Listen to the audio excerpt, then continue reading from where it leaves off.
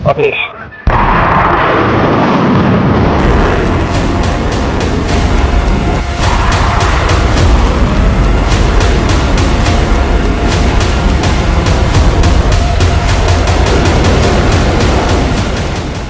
Bayangkan sebuah skenario yang tak pernah terjadi dalam sejarah Asia Tenggara. Indonesia, negara terbesar di kawasan, berhadapan dengan koalisi seluruh tetangganya. Singapura dengan F-35 terdepannya, Vietnam dengan kapal selam Kilo, Filipina dengan rudal BrahMos yang baru saja tiba. Tapi tunggu dulu, apakah skenario ini bahkan mungkin terjadi? Hari ini kita akan membedah kemampuan militer terbaru 2024-2025. Dan jawabannya akan mengejutkan kalian. Sebelum bicara tank dan jet tempur, mari kita hadapi kenyataan politik. ASEAN bukanlah NATO. Tidak ada pasal 5 di sini. Tidak ada klausul serang satu, serang semua. Piagam ASEAN justru menekankan konsultasi dan kerjasama non-militer. Latihan gabungan ADMM Plus memang ada, tapi fokusnya search and rescue, bantuan bencana, bukan operasi tempur gabungan. Ini seperti perbedaan antara latihan pemadam kebakaran dengan pelatihan SWAT. Jadi secara institusional, koalisi ASEAN melawan Indonesia hampir mustahil. Tapi katakanlah ada krisis besar yang memaksa mereka bersatu. Apa yang terjadi selanjutnya? Indonesia 2025 bukan lagi Indonesia 2015. Anggaran pertahanan melompat ke 247-250 triliun rupiah, hampir 20 miliar dolar. Yang paling game-changing, 42 jet Rafale F-4 mulai datang 2026, plus 24 F-15ID yang sedang dalam tahap finalisasi. Ini bukan sekadar upgrade. Ini revolusi kemampuan beyond visual range. Di bawah laut, 2 kapal selam Scorpène Evolved dengan baterai lithium-ion akan dibangun di PT PAL. Teknologi Air Independent Propulsion yang bisa menghilang selama berminggu-minggu. Tapi senjata terbesar Indonesia, geografi. Selat Sunda, Lombok, Makassar, 3 jalur alternatif selain Malaka.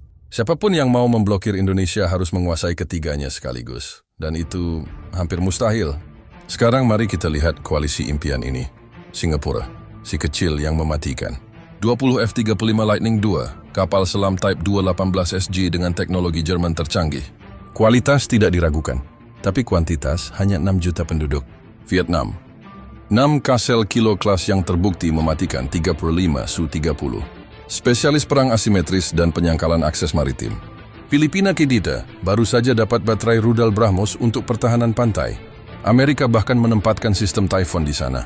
Anti-access area denial yang serius. Terdengar mengerikan?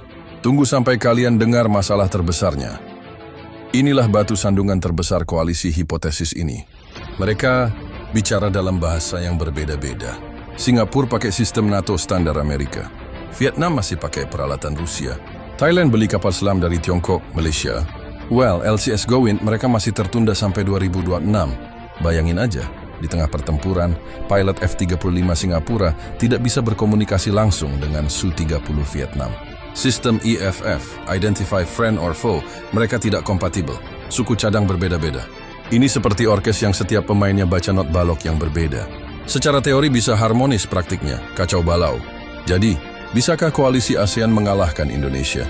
Jawaban singkatnya, hampir tidak mungkin. Bukan karena Indonesia terlalu kuat, tapi karena koalisinya tidak akan pernah terjadi. Tapi katakanlah terjadi, window terbaik mereka adalah 2025-2026, sebelum Rafale Indonesia tiba. Setelah 2026, game berubah total. Yang ironis adalah, modernisasi militer setiap negara ASEAN justru untuk melawan ancaman eksternal, bukan sesama ASEAN. Cina di Laut Cina Selatan, bukan Indonesia di Selat Malaka.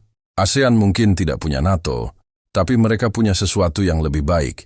Pragmatisme ekonomi dan diplomasi konsensus yang sudah bertahan 50 plus tahun. Itu dia analisis militer terbaru 2025. Skenario seperti ini mengingatkan kita betapa pentingnya diplomasi dan kerjasama regional. Like video ini kalau kalian suka analisis mendalam seperti ini, subscribe untuk konten strategi militer terbaru, dan komen. Skenario hipotetis mana yang mau kalian bahas selanjutnya?